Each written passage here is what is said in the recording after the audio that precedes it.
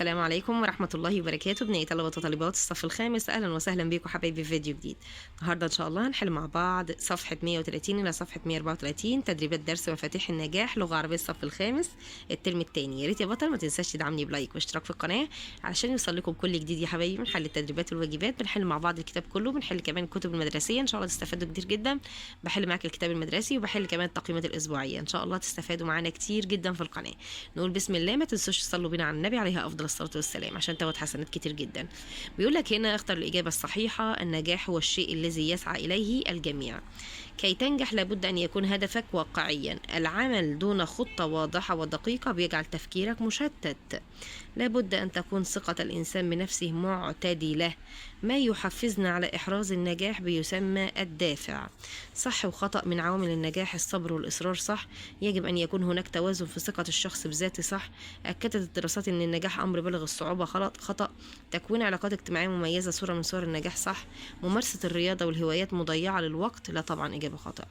بيقول لك وصل هنا حسب مفاتيح النجاح يشعر بأن قدراته محدودة ولا يستطيع إنجاز شيء بمفرده. دي الثقة بالنفس. يريد تحقيق هدفه أول محاولة ويصاب بالإحباط سريعا. ده المفروض يكون عنده صبر. يفكر دائما بشكل سلبي مما يجعل تفكيره مشتت. ده اسمه توقع الخير. لا يشعر بأهمية هدفه ولا يوجد ما يحفزه لتحقيقه. ده لازم يكون عنده دافع. قاعد صياغة العبارات الآتية بما تعلمته من الدرس. بيقول لك تعلم اللغات صعب ولا وقت لدي.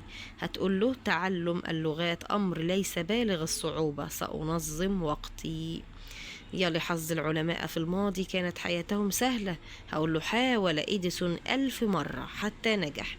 مفيش حاجة سهلة يا شباب، لازم بالمحاولة والصبر والعزيمة والإصرار والثقة بالله ربنا بيكرمك على طول. حلنا صفحة 130، ننتقل لصفحة 131.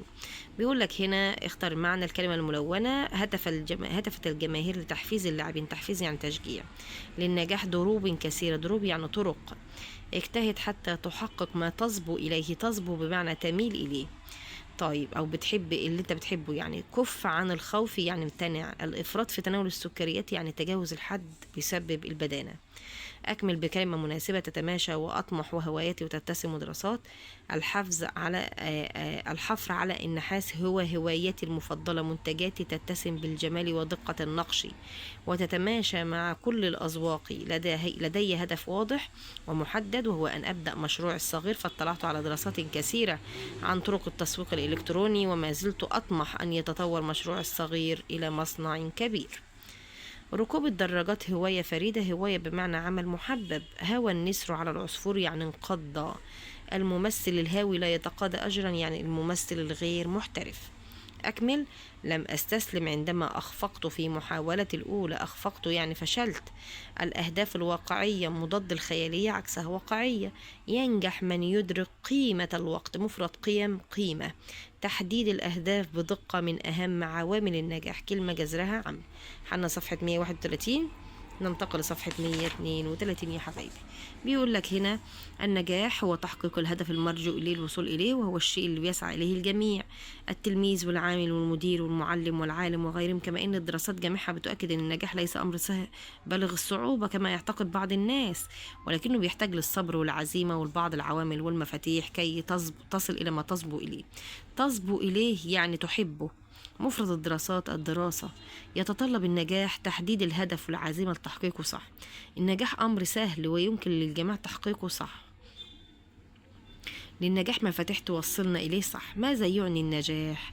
هتقول له هو تحقيق الهدف المرجو الوصول إليه. هي حتى عندك في القطعة هو تحقيق الهدف المرجو الوصول إليه، لو أنت مش عايز تكتبها وعايز تعلم عليها من القطعة اهي. طيب، الفقرة الثانية بيقول لك هنا رابعا الثقة بالنفس والإيمان بالذات، وهو أقوى مفاتيح لابد أن تحمله في رحلة نجاح. فهذه الثقة هي إيمان المرء بقدراته بلا إفراط أو تفريط. فحين تثق بنفسك ثقة معتدلة ستتمكن من تحقيق أي هدف تريده. إن مسالك النجاح وطرقه كثيرة، فإذا سعيت لبعضها فلا تكتف بما وصلت إليه. طيب، تقصير هنا بمعنى تفريط. ابحث يعني نقد. تجاوز الحد يعني إفراط. طرق يعني مسالك. صح وخطأ. اللغة أو الثقة المفرطة في النفس بتحقق لصاحبها النجاح خطأ. الثقة بالنفس أقوى مفاتيح النجاح صح. الناجح بيكتفي بما وصل إليه من أهداف خطأ. ما النصيحة الواردة في الفقرة هتقول له الثقة بالنفس والإيمان بالذات. الثقة بالنفس والإيمان بالإيه بالذات. كيف يكون الإنسان ناجح ومبدع؟ هتقول له بالبحث عن مسالك أخرى للنجاح والتنقيب عن دروب جديدة. يبقى بالبحث عن مسالك أخرى للنجاح والتنقيب عن دروب جديدة. حلينا صفحة 132، ننتقل لصفحة 133. بيقول لك هنا يا بطل معنى بعد قراءة الفقرة طبعا بيقول لك معنى المطلوب يعني المرجو. جمع الدراسة هتقول له الدراسات. طب صح وخطأ. تحدث الكاتب عن مفاتيح النجاح وعوامله هتقول له صح. يتحقق النجاح لكل الراغبين فيه، لا طبعا خطأ. نجاح الإنسان بيعتمد على الآخرين هتقول له خطأ. اذكر عوامل النجاح هتقول له تحديد الهدف. وإيه كمان؟ تحديد الهدف المرجو إليه أهو قال لك أهو. تحديد الهدف المرجو إليه تحقيقه والصبر والإصرار أهي. عايز تكتبها، عايز تحددها من الفقرة مش عايز تكتبها مفيش مشاكل أهي. بعد قراءة الفقرة بيقول لك معنى الهوايات يعني الأعمال المحببة. مفرد عوامل هتقول له عامل. صح وخطأ. تقدير الوقت المتوقع للمهام ضروري في إدارة الوقت صح. ينبغي التسرع في تقدير الوقت لتحقيق النجاح خطأ. إذا استطعنا إدارة الوقت سنوازن بين المهام وممارسة الهوايات صح.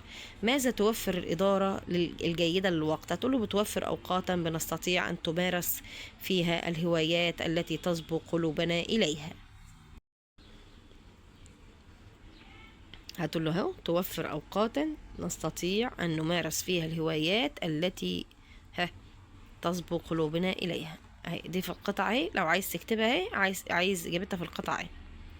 احنا صفحة 133 يا حبايبي. يلا بينا ننتقل لصفحة 134. صفحة 134 بيقول لك هنا مرادف مسالك يعني طرق. مضاد أخفق عكسها نجح. جمع مخطط مخططات. صح وخطأ. حاتم شخص ناجح لأنه بيحدد أهدافه وبيخطط لها بدقة صح. يقضي حاتم وقته كله في العمل تقول له خطأ. يتجاهل حاتم الأهداف التي لم يستطع تحقيقها خطأ. ما الفرق بين الأهداف طويلة الأجل والأهداف قصيرة الأجل؟ الأهداف طويلة الأجل تقول له بتحقق في مدة زمنية بعيدة، أما قصيرة الأجل فهي بتحقق في مدة زمنية قريبة. يلا يا بطل مرادف تقصير هتقول له تفريط. مضاد استسلم عكسها صابر. مفرد نصائح هتقول له عكسها. مفرد نصائح هتقول له نصيحة واحدة يعني. طيب صح وخطأ. نصح المدرب يوسف بالاعتدال في ثقتي بنفسي صح. المغرور شخص ليس لديه ثقة بنفسه هتقول له خطأ. الإيمان بذاتك وقدراتك بيؤدي بك إلى الفشل هتقول له خطأ. ماذا يحدث لو بالغ يوسف في ثقته بنفسه؟ هتقول له سوف يصيبه الغرور. سوف يصيبه إيه يا شباب؟ الغرور. كده يا حبايبي يبقى احنا حلينا مع بعض تدريبات درس مفاتيح النجاح من صفحة 130 إلى صفحة 134. يا ريت يا أبطال ما تنسوش تدعمونا بلايك واشتراك في القناة عشان يوصلكم كل جديد إن شاء الله من حل التدريبات والواجبات وحل الكتب المدرسية والكتب الخارجية والتقييمات الأسبوعية. إن شاء الله تستفادوا معانا كتير جدا في القناة. شاركوا الفيديو مع أصحابكم، ما تنسوش تصلوا على النبي. بالتوفيق والنجاح يا حبايبي، مع السلامة.